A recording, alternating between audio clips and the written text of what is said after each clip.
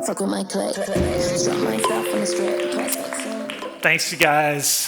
Thank you so much for waking up early to come here today and see the talk. I appreciate it. I really like Norwegians.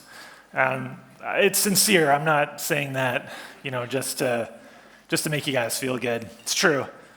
But I did not always feel that way. For a long time, my contact with Norwegians was pretty limited. And I have to say I was a little bit scared of Norwegians. It started with this experience I had with a software engineer. This is many, many years ago. And this software engineer, Norwegian, didn't say a whole lot, but every time he would see me, he would say, "Hello, Mr. Button." And oh, you see, you guys are laughing. I couldn't figure it out. I was a product designer, so I thought maybe it was like a UX design joke. I don't know. It's weird. So anyway, and then the first time I came here to Oslo, I'm getting off the plane, you go through passport control, and there's this really serious Norwegian man at the booth. I mean, I guess obviously he's Norwegian, wouldn't be like a French guy, but there's this Norwegian guy, and he's like, "What is the purpose of your trip?" And I was like, business, and he was like, "And what kind of business?" And I was like, I'm speaking at this conference. And he said, "And what is the name of the conference?" And I was like, it's why Oslo? And he said, "And what does your name mean in Norwegian?" I was like, what? What? It's like a language requirement to enter the country? So I was sweating. I'm thinking I'm jet lagged. I'm thinking they're going to send me back to the States. And then I'll put it together. I was like, "Button?" And he said, "Welcome to Norway." So I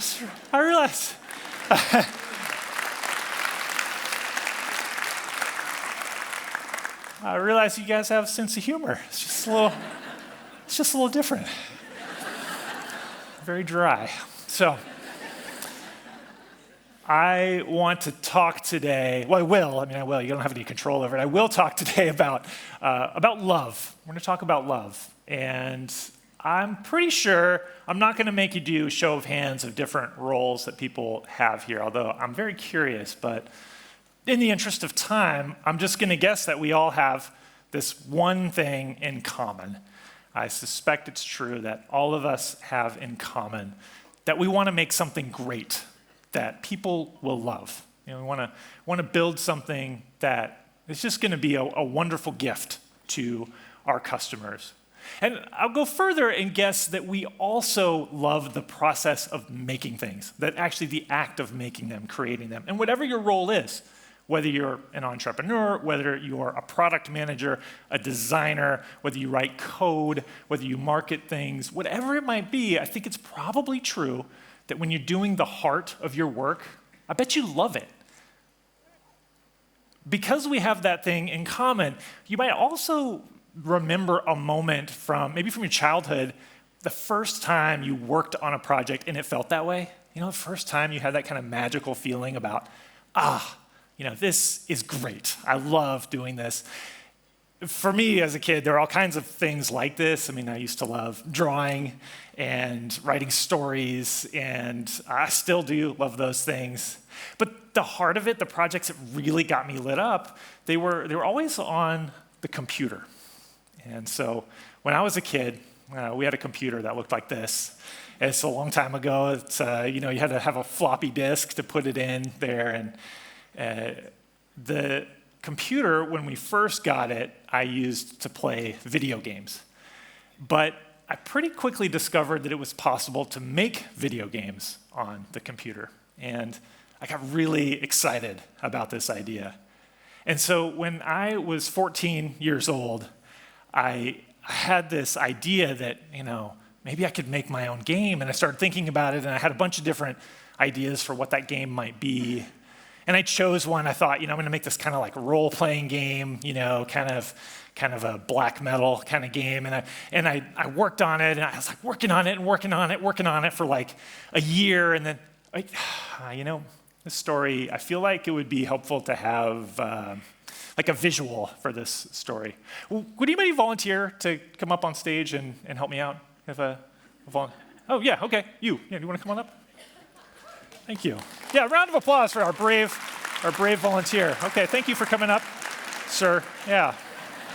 So this is a random volunteer from the audience. It's not pre-prepared. So volunteer, let's see here. Okay, so you're going to play the role of me, age 14.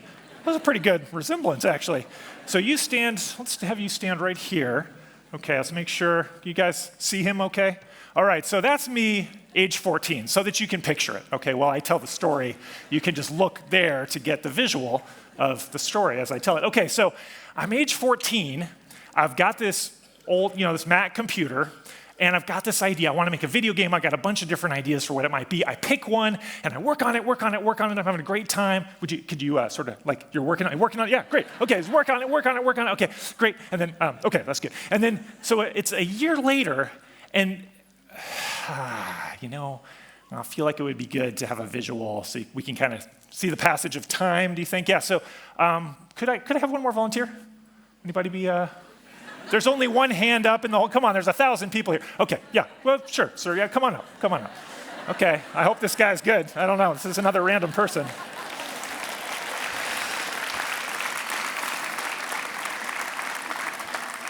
Okay, thank you, okay. Oh, this is pretty good, okay. So let's see here. So this is me, age 15, okay? So, age 14, I've got this idea. I'm going to make a video game. Think of a bunch of different possible games, pick one, start working on it. Finally, a year later, I've worked on this thing for a year, okay? Looks like a pretty rough year, actually. So a year later, I'm 15, and I've got the game, okay? So I put it on a floppy disk, okay? Castle of Death, the game is called. It's not actually as fun as it sounds. And so I've got the disk, and I'm going to take it to school. So there's the disk. Could you grab the disk? Just kind of, yeah. Okay, great. Okay, so I've got the disk. I take it to school, and, we're on a break, and we've gotten there, and I take the disk out, and I'm gonna show it to my friends. Get them to play the game. So, guess how many people I got to play Castle of Death after working on it for a year?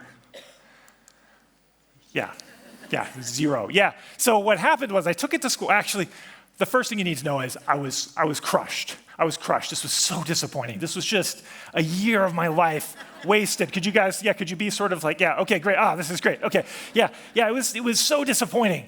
I mean, look at what it did to me. The year of effort, it was awful. And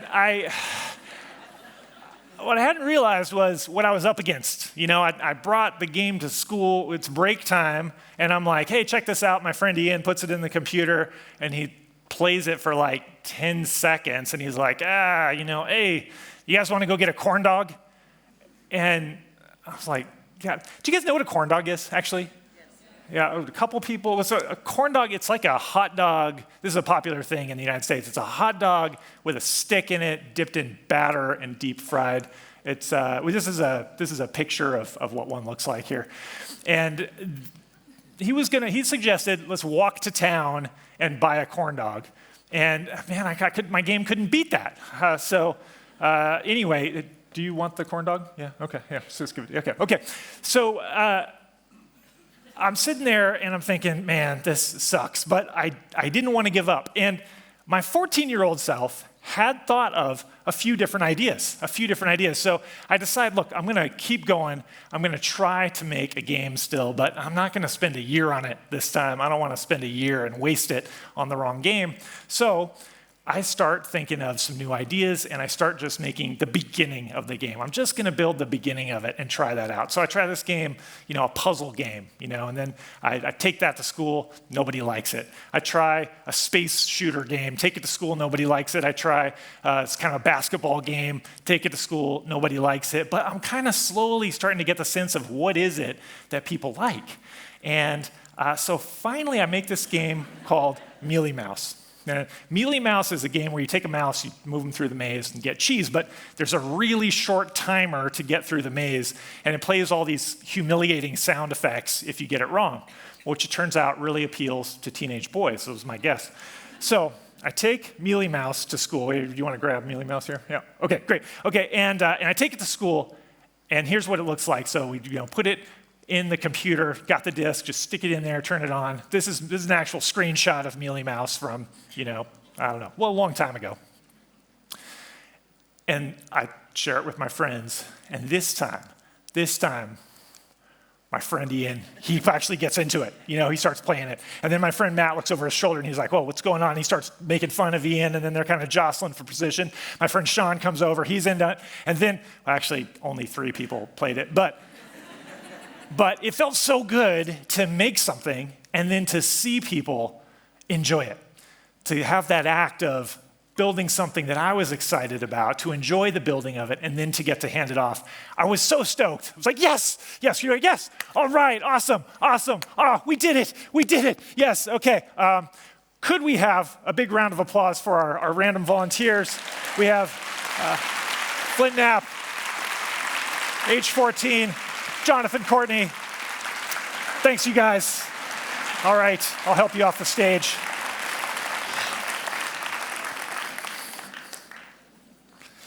Watch your step, sir. Thank you very much. Okay, so now I'm going to start the actual talk. Okay, so the foundation sprint, I just wanted to introduce this method to you today, and I'm really excited to share it with you. I'm going to try to share enough of it and some resources that you can just go and do it. I guess the heart of what this is about is making something that people love. And a theme that I'll come back to is this notion of love, the idea of building something that we love building and that our customers love to use because it solves a problem for them that's a meaningful problem. It does something for them that's powerful, helpful, maybe more important than a mouse moving through a maze, but that spirit of getting something from your heart into your customer's hands that's perfectly suits what they need is a great feeling, and that's what the foundation sprint is all about. I want to tell you how I came to work in this way of running sprints and kind of got the opportunity to think about how different teams work. It all starts back in 2000 when I first had my first job at a corporation, building software. I worked at Microsoft at that time. And this circle here represents a project. So the year 2000, I'm starting at this job, and at that time, I got to work on one project per year, which is kind of common. I think that's sort of typical. Sometimes we work on projects and they go on for more than a year. Sometimes it might be a little bit less than a year, but I think it's pretty typical to get to see inside one project, one set of decisions, one set of, all of the steps that we go through to build a product and get it into customers' hands. To get to see that once per year is pretty good. And over the next few years, I was working at Microsoft. I continued to work on projects, various projects, and about one per year. So one per year, one per year, one per year. In 2007, I went to go work at Google. And Google at that point was a very fast-paced company. It was still relatively small, and we were coming out with a lot of new products. And that gave me the opportunity to see a few more projects. So I started to see inside 2 to 3 per year. I was working on Gmail, I was working on a messaging tool called Google Talk, and various other things. And there's one of these that I'd like to kind of zoom in on. So this one particular project. This was a side project that I had begun with a couple of other Googlers. We started working on it in 2007. And if we sort of look inside what happened there, we started in 2007 on this side project, and because it was a side project, we had to try to convince executives, the founders of the company, to support it. We had to try to convince other Googlers to join us. And the way we thought to do that was by, putting together the perfect pitch deck, the perfect proposal. We had lots of ideas for this software. We put them all in there, how sophisticated and complex it could be, how it could handle every possible need and task that you might come up with. And we worked on this, but we had no luck convincing anyone to fund the project, to join us on the project.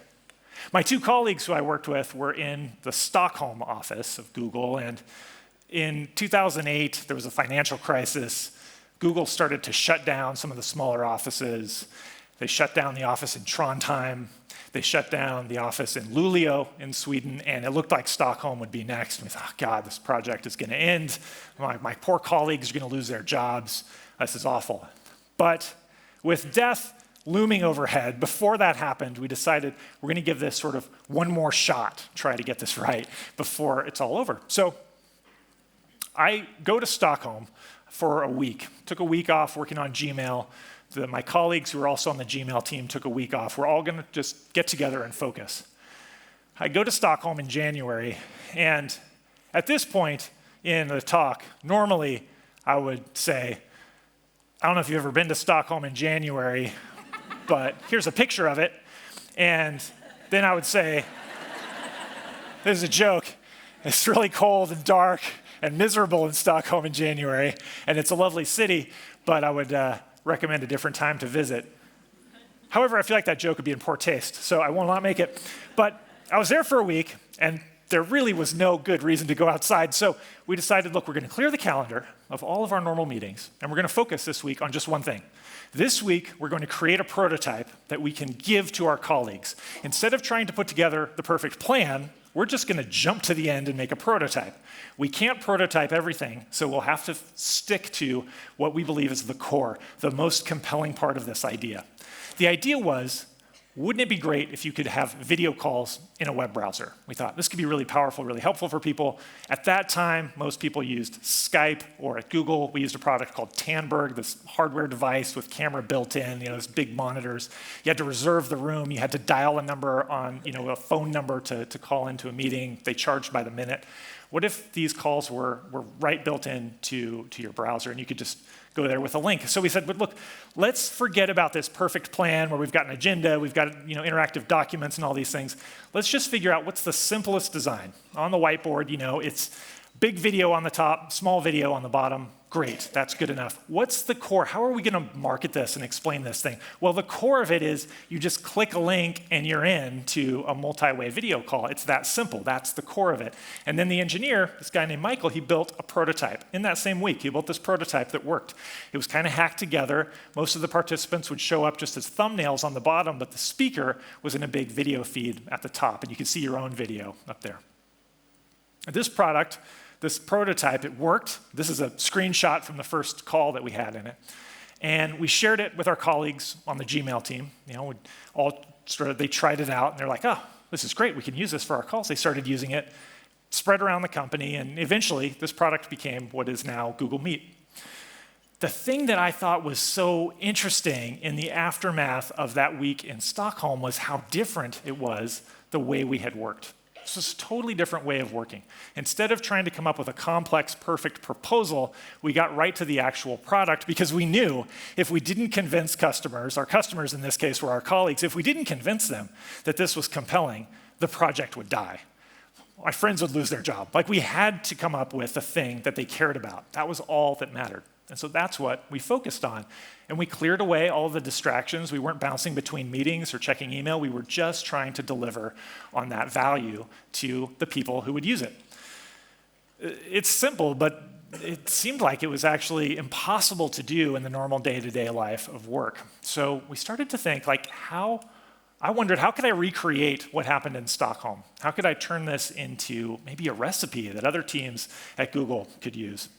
I figured a week of time was the most I could get from people. I figured I could maybe get people to clear their calendar for a week, and then if I could just come up with a structure that led to, at the end of the week, a prototype that you could test out with your customers, that would be a huge improvement and a great way to start new projects. So anyway, in 2010, I tried this for the first time. I called this a design sprint. And the first design sprint worked really well with another team at Google. And pretty soon, this actually became my full-time job at Google, running design sprints with teams. And it allowed me to kind of change the scale of this diagram. I started to be able to see inside 10, 12 projects a year. I was jumping from the Gmail team to the Chrome team to the ads team to the Google search team to Google X. And I got to see inside the way they made decisions, got to see inside the way they thought about solving problems for their customers, got to see what happened. And then I could follow the projects after and see how they developed. It was a great opportunity. Then in 2012, I got another really cool opportunity, which was to go work at Google Ventures, which is another one of the Alphabet companies. We were making investments in startups. And at Google Ventures, I got the opportunity to see inside many, many more companies. So I got to run design sprints with these startups as they were making big decisions. And the scale of the diagram kind of changes again. So now I was seeing inside 20, 25, 30 companies a year, all these different projects, all the different ways that they made decisions. For 5 years, I worked at Google Ventures, running design sprints, got to see inside maybe 150 different startups in their early days. I left Google Ventures. I spent a little bit of time just teaching the design sprint to universities, different organizations, helping people run it. And then in 2021, together with my former colleague from Google Ventures, John, and our friend Eli, we started a venture capital fund of our own called Character Capital. And we started investing in really early stage companies, like right after the founders have begun. And this gave me another opportunity to see inside a bunch of different projects, to see inside those early moments as people make decisions. But after getting started for the first couple of years, we, as we're running this venture fund as the investors, we started to notice something different that we hadn't noticed before. And because it was our responsibility now as the people running the fund to deliver returns to our investors, we thought, well, this is really important to solve. So we're like, wait a second, we gotta reconsider the way we work. The design sprint still works great. It's still incredibly helpful for companies to accelerate on their strategy. But there's something going on with their strategy that we haven't quite figured out. And this is what we noticed. We'd talk to founders, and we'd say there's 3 founders, 3 co-founders. They've quit their job to start this company. They're extremely excited. They love what they're doing. They're so enthused about what they can deliver to their customers. And we're talking to them, and you'd ask a question like, who is your target customer? And it turns out that among the 3 of them, they'd give you 3 different answers. Or we might say, who are your main competitors? What's the most important competitor? And how do you guys differentiate yourselves from that competitor? And it would lead to a 60-minute debate with no conclusion at the end. What was going on, we realized, was all of the people on the team, they have the same idea of what the strategy is, generally speaking. But when you focus in on the specifics, everybody has a little bit different picture. And if everybody has a little bit of a different picture and the strategy, there's not a clear message of what we're going to offer to customers, why it's so special, and we're not delivering on that message, you have the potential for a really big problem. That you're going to make a product that doesn't have a clear message, that doesn't deliver on a clear promise, and the customers are not going to be interested. So we thought about this. We thought, look, how do we help these founders make something that people really love? How do we go beyond just helping them prototype and test their ideas to make sure that the direction they're focused in, even before they start to build prototypes, is the right direction? That idea of getting something that people love is really important if you're trying to build a business that's going to grow, if you're trying to get something from zero to out in the world and a regular part of people's lives. It's hard to do that. So looking back across all those projects that we had seen inside, looking back on Google and Google Ventures and Character Capital, I had the opportunity to see inside a bunch of really successful products. I had the opportunity to see how founders and leaders made decisions in the early days. But John had worked with me at Google Ventures. We thought, well, if we look at the very most successful of those, the real bright spots, and we gathered those together, we examined them, what do they all have in common? And it turns out they did have something in common. If you looked inside any one of those companies in their earliest days, as they were first getting their product out to customers, and what eventually led to their massive success, it was the same thing. And it's a very simple thing. It's so simple that I'm almost embarrassed to tell you what it is, because you'll say, yeah, of course that's important. But even though we all know it's important, it often goes by the wayside. It's often something that's in the back of our mind, not at the forefront of our attention when we're designing, building, and marketing products to our customers. What that thing is differentiation. If you looked inside any one of those companies, if you looked at what happened with their products, they had massive, radical differentiation that separated them from the alternatives. They created a new way for customers to think about solving an important, meaningful problem. And that new way of thinking about it dislodged the reluctance we all have to try something new. We all know that even reading about something new could be a waste of time. We all know that trying something new could be a waste of time and possibly money. And we certainly are going to be careful before we recommend something to someone else unless it's really good. Something's got to be a lot better than the old way of doing things, or we do not want to pay attention to it. Our brains that evolved for billions of years to try to preserve calories, they don't want to spend the calories, the expensive brain calories, on thinking about a new thing unless it's really compelling. So it's crucial that a new product be compelling to get customers' attention. It's also crucial that it be really different from the old way of doing things if it's going to matter to people, if they're going to care about it. Now, I know you guys all know what differentiation is, but if you'll bear with me, I just want to give you a couple of examples just to make it really clear the way I think about it, the way I'm talking about it. If we went back in time to 2004, if you were using email at that time, you might be using Hotmail or Yahoo. And if you had an email account back in 2004, or really at any time, once you have an email address and you're using it regularly, you don't want to switch. It's a big hassle to switch. You got to tell everybody your new email address. They got to change who they're sending stuff to. You got to get your email from the old account into the new account if you still want it. It's a drag. You got to learn how the new thing works. It's a total hassle. So for a new company to come along and compete with email, which was already pretty well established in 2004, would be quite an undertaking. In 2004, Google decides, maybe we're going to get into the email game. And they've got a couple of advantages. Right? They're really good at search.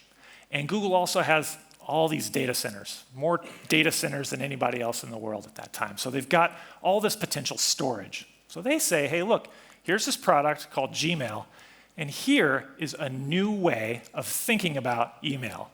What you ought to care about is having massive storage. What you ought to care about is great search. And if you do care about those things, if you agree with us that that's a better way to solve your communication problems, then the other products look like junk, and Gmail is the obvious choice. That separation is large enough that people paid attention and they switched. Hundreds of millions, now over 1 billion people use Gmail. 10 years later, Gmail was the product that most people were using at work to communicate with one another. And if you were one of those folks, if you were on a team that used Gmail, hey, it works great. Why would you consider switching to a different communication platform? You've got to go through all the hassle of, getting your whole team to switch the way they talk. What a drag. Would never want to do that. The startup comes along, this company called TinySpec. And TinySpec makes a video game that, like my video game efforts, not super successful. And so it looks like the startup is going to have to shut down. But they've got a little bit more runway, and they decide, you know what, let's maybe pivot and give it one more shot. And this startup is really good at a couple things. They actually, they know a lot about games, and they also have this internal tool that they use to communicate that they found is pretty fun. It's actually pretty enjoyable to work this way.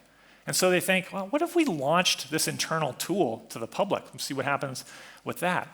And so they polish up this product. They call it Slack, and they say, hey, here's a new way of thinking about communicating with your team. It could be fun, and it actually could boost teamwork instead of sort of isolating it in these little message threads. What if it was enjoyable to talk to people? And enough teams found that compelling that they switched the whole team over to Slack. Millions of people made that switch. This kind of idea of changing the way people think about solving a problem, giving them a huge new value that they haven't had before, is the way that successful products work. And we thought, maybe we should try to reverse engineer that with our startups.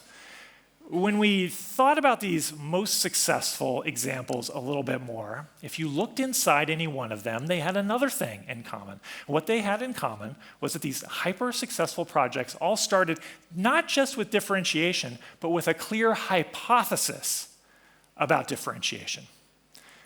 They could very clearly articulate, every person on the team, what was going to make their product different and special to customers, but it was just a hypothesis. They were open to the idea that that might not be right, and they looked for ways to correct and tune that hypothesis or to change what they were delivering to make sure they were better fitting the differentiation that they wanted to offer. So this clear hypothesis about differentiation is something every one of those companies had in common, every one of those teams. And the way they used the design sprints then was as an experiment to test the hypothesis. Each design sprint, they'd refer back to the hypothesis. If the sprint didn't go well, they'd either adjust the hypothesis or adjust the prototype they were building so it better fit it, try again, and try again, until they saw it click with customers, and then they would go and build. And because of that clarity between their strategy, between their differentiation, and what they were prototyping and testing, they were tuned in to what customers wanted and to what made their offering special. This idea of a hypothesis, then, we thought, this is what's missing. When we talk to founders and they don't have clarity about the basics, when we see founders launching their product for the first time and the marketing just doesn't land with customers, people aren't interested, or the product doesn't deliver in the way they hoped, it's this idea of a hypothesis that's unproven and perhaps not even identified at all. That's what's setting them back. So in 2010, I'd created this method called the design sprint. Decided to create a new method to try to get at this hypothesis called the foundation sprint. Over the past 3 years, I've had the opportunity to run dozens of these foundation sprints with startups, and I have to tell you, it's very effective. It's much shorter than a design sprint. It's 1 to 2 days, just a few hours.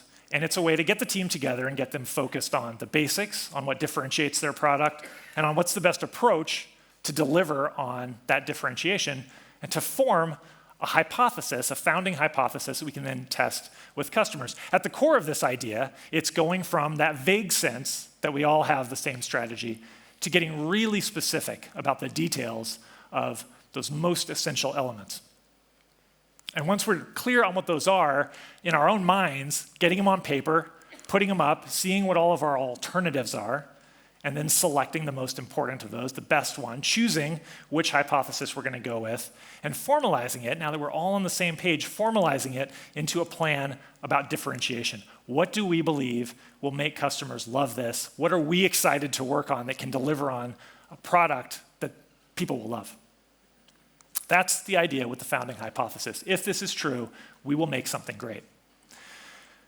So this is a program that at our venture fund we run twice a year. It's called Character Labs. So our fund is called Character Capital. Character Labs is a program where we invest in 15 to 20 startups at the same time. These are founders who have just left their jobs to start a company. They're at the very beginning, the very inception point of their companies. And over that course of the investment, we then run a sequence of sprints with them. Everybody all together in parallel running design sprints and a foundation sprint. So this is my best bet at the perfect way to start a project. It begins with a foundation sprint. Each team creates a founding hypothesis, and then they run a series of design sprints to assess whether that founding hypothesis is true, checking again and again, have we got it right? And continuing this until they find the prototype, the product, the marketing that all work together to deliver on the right differentiation. What I've got up on the screen here is the Miro board that we use, the template that we use. And I'm gonna, buckle up because I'm gonna take you through the details now. I wanna show you what it looks like inside, kind of how it works. So we'll go through kind of a case study. The first thing we do is to make a series of simple decisions about the customer, the problem we're trying to solve for that customer, and the competition. So getting really specific about who is the most important person, the most important type of customer who we can deliver the most value to, who's the most crucial for us to get started on, getting super clear about that. What is the most important problem that's a real problem that matters to them that we can solve? And importantly, what are the alternatives? What are the other ways that they might solve that problem today? What are we up against? This one's actually a really big deal. I think teams are usually aware of the competition. Whenever I'm doing something, I'm certainly aware of who the competition is. But getting really specific about who are the most important competitors and alternatives or workarounds, sometimes it's not another product, it's just a different way of doing things. What are the most difficult ones for us to dislodge because, people they're entrenched, they're using them already, or it's this up and coming one that's really gaining a lot of steam.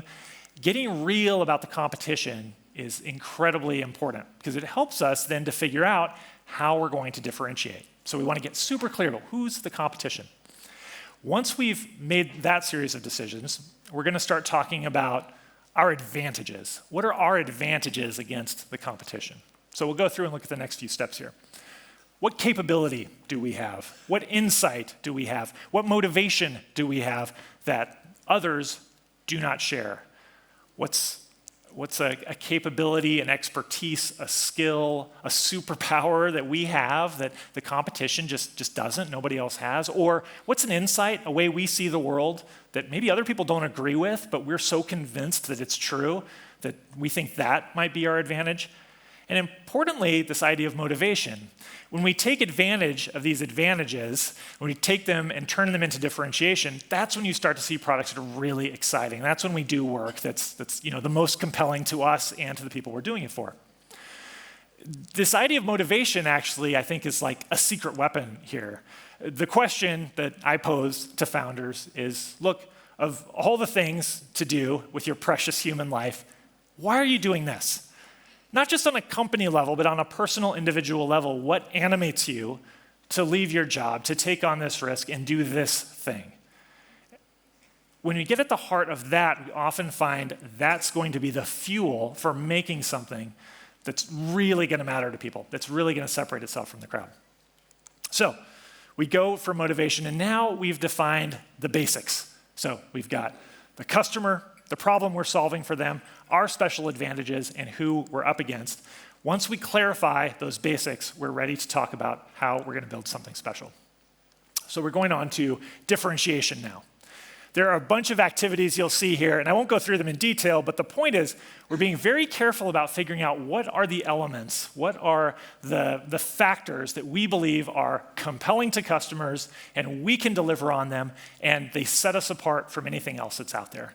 We want to get to this situation where we have this business school 101 diagram with two axes, and we've created massive separation between us and the alternatives.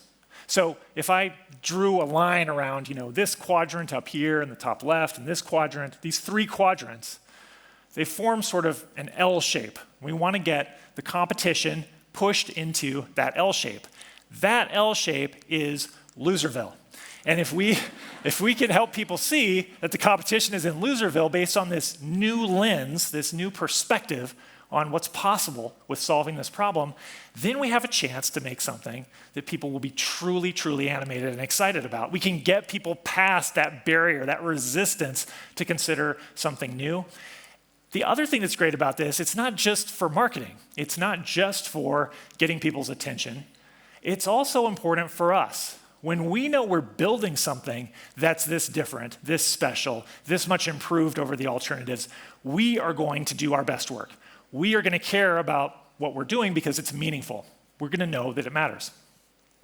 Okay, so we've identified differentiation, but it's still just a guess. It's still just a guess. So now we take together all of those elements and we create the founding hypothesis. The founding hypothesis is a fill in the blanks, and it's very simple. And it's actually all you get at the end of the foundation sprint. It's all you get at the end of the foundation sprint is a founding hypothesis. So you could just sit down and fill out fill in the blanks, but it's really powerful to make each of those decisions in sequence and to do it with your colleagues so that you have clarity and you get the best of everybody's perspective, and you also build from one question to the next to make sure that your differentiation is really clear and that you've chosen the best approach that'll deliver on it. But the template works like this. If we solve this problem for this customer with this particular approach, they're going to choose it over the competitions, the most difficult competitors, because our solution is differentiator 1 and differentiator 2. We only focus on 2 differentiators because that makes for a nice, simple message that people can remember, understand, and we can deliver on. That clarity is really important. So this is a founding hypothesis. Problem, customer, approach, competition, and differentiation. To give you an example, if we were to fill this out retrospectively for Google Meet, we'd say, look, if we solve the problem of connecting with your teammates for tech workers, those were our colleagues at Google, those are the people we were trying to solve it for in the early days, with browser-based video calls, they'll choose it over Skype and Tandberg because our solution is just a link and it's multi-person. Now, I wish I could go back in time to the beginning of that project and ask myself to fill this out with my teammates because we spent 3 years wandering around because we did not have clarity about the most essential part of what we were trying to do. And it's embarrassing to say that now, but I can't tell you how many times I've worked on projects for months and years without having clarity about these core things. When you start with clarity on this, we're getting to what's most essential, and we have the opportunity to test it. Because this idea of these differentiators, we hope this is what people are going to love, but that might not be true. In fact, it might not be true that these are our customers or that these people even exist in the way that we imagine. It might not be true that they have that problem. It might not be true that the approach we're taking is the right one to solve it. And they may not choose us over the competition, but we can assess those things. We can test the founding hypothesis before we commit to building something, before we commit to months and years of work. And that's what we're going to do next. We're going to zoom out, go to the next stage of what we do in Character Labs, which is a design sprint.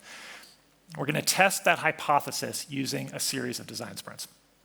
So we go through a typical design sprint process, and I won't go into great detail here. What happens in a design sprint, you make a map of the problem space, you come up with a bunch of different proposals, sketched solutions to that problem. You choose the strongest of those, you decide, you build a realistic prototype, and then you test it with customers. And what you can see up here is a scorecard where we're assessing these one-on-one interviews with customers, where we're showing them prototypes, we're showing them the competition, and we're assessing the founding hypothesis. Is it true or not that this is the right customer? Is it true or not that they have this problem? Is it true or not that our differentiation is working and they're choosing our product over the competition? Are they ready to pay us money in this conversation for our product? And if they're not, then we're not ready yet. And as you can see, for this team, they're not ready yet. So they need to learn more. But it's so wonderful to learn this after just 1 week instead of after a year. So we do it again. Take that founding hypothesis, and we're going to run another design sprint on it.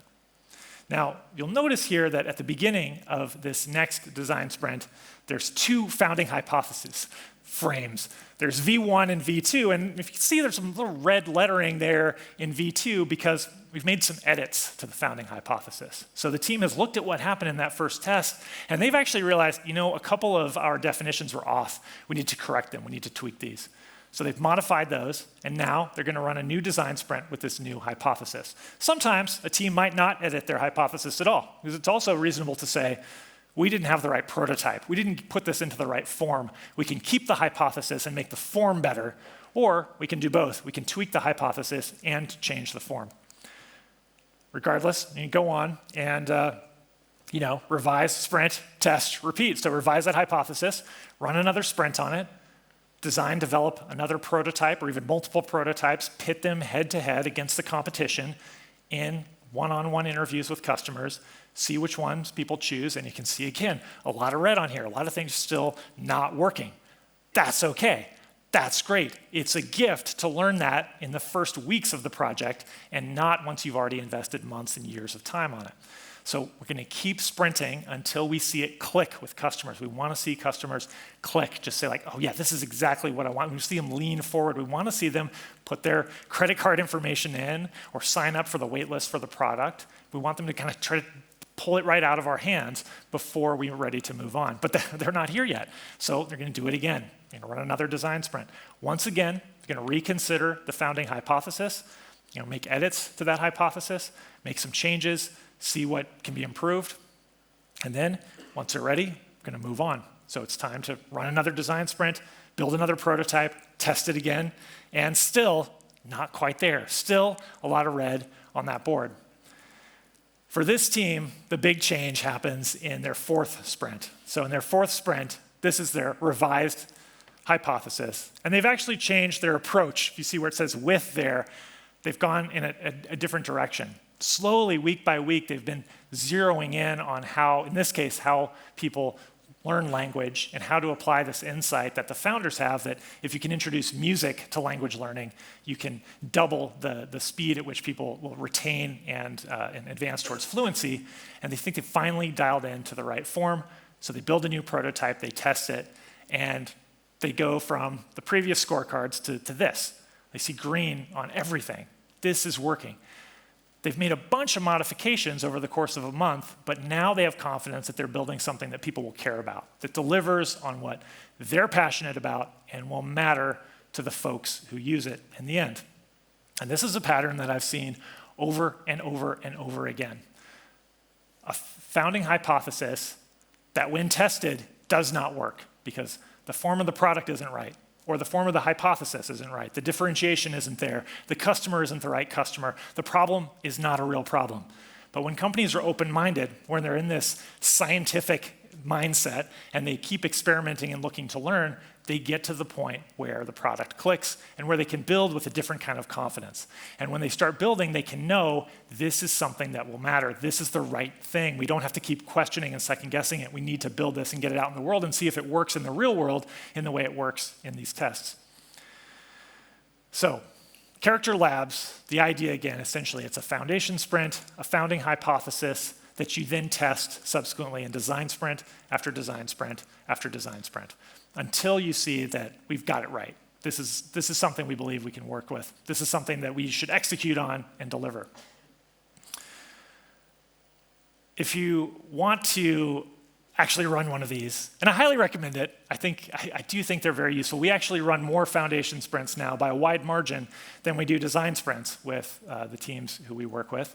And partly it's a factor of the fact that it's shorter, it's faster, but partly it's the fact that the design sprint comes at a certain particular time, but this reassessment of, are we making the right promise to customers, a promise that's really something that's special, that only we can deliver, that's a question that often comes up for teams who, maybe they haven't defined it and they're already underway, they can still reassess this. If you want to do it, I have a book about it, and you can find out about the book at theclickbook.com. If you want to use this template, it's free and it has step-by-step instructions for how to run all of these. And if you're a founder or you know a founder, you can apply to our labs program where we invest in your company and then work personally with you running these sprints. We would love that. That's how my job works, so I have to put that up there. It's obligatory. So these resources are available to you, and it's really my hope that this can be as useful to you and your projects as I've seen it be useful to many, many folks. There are a lot of very real problems in the world. Sometimes we find ourselves solving fake problems that people don't really have. But there are a lot of real problems. There are people who aren't able to realize their potential in their work, who aren't able to live full lives because they have health conditions that we haven't figured out how to address. There are a lot of real problems in the world, and I think we all either are folks who struggle with those things or have people we love and care about who struggle with very real problems. And we've never had as much capability as human beings as we do right now. Today, we have more capability than we've ever had. So we have more capacity actually to find solutions to these problems. And, AI, it has pitfalls, of course. It also has some promise. But there are a lot of different ways to solve problems, with technology, without technology, and we've never been more capable of solving them. And there are real solutions. I can tell you, I've had this very unusual career where I've had the opportunity to meet a lot of folks, hundreds of folks who've founded companies who are motivated to do something weird, something high risk, to try to make a change in their customers' lives. And I've seen many of them fail. When you go to try to solve something big, when you go out on a limb and do something in a different way, when you do that differentiation exercise on your way out there, it might not work. And I have to tell you, even if you run experiments on it, you give yourself the best possible chance of success, but it still might not work. But when you're out there, you have a chance at finding one of these solutions. And I've seen so many companies find solutions to seemingly impossible problems that no one had cracked before. I'm not just talking about sending emails or sending messages in Slack. I'm talking about designing new treatments for cancer or new diagnostics, delivering care better, things that save lives, that make a difference for people. These things exist. And you work in this way, you can get closer to your customers. It's essential that we really understand in our work who the people are who we're working for, that we see them, that we know what their world is like, so we can be sure that the problem we're solving is a real problem, not one of those fake problems. This also is an opportunity to get closer to our team. When we work together and each person contributes their perspective on why they care about this work and what they believe we can deliver that's special and how that manifests into a product and a message around that product that's going to give it the best chance to actually succeed in the world. When we work with people directly like this, it's powerful. We find that there's more meaning, and I've seen this happen again and again and again. Founders, the teams who run these sprints, they connect with each other in a different way when they get back to the basics. I also think that working in this way is a chance to get closer to yourself, to what you believe and what you care about. And I think this question of all the things that you might do with your precious human life, why are you doing this? Look, whether you run foundation sprints or design sprints or not, it's an essential question that we all ask ourselves. Why am I doing this thing? And am I sure that the way that I'm doing it, that the way that we're doing it is connected with what I care about, with what motivates and animates me, that I believe with all my heart that it's going to matter? I wish you the best of luck in answering this question for yourself. I hope you'll find something that you can fall deeply in love with and that your customers, your teammates, everyone you care about will fall deeply in love with too. Thank you so much for your time. Thank you. Thanks.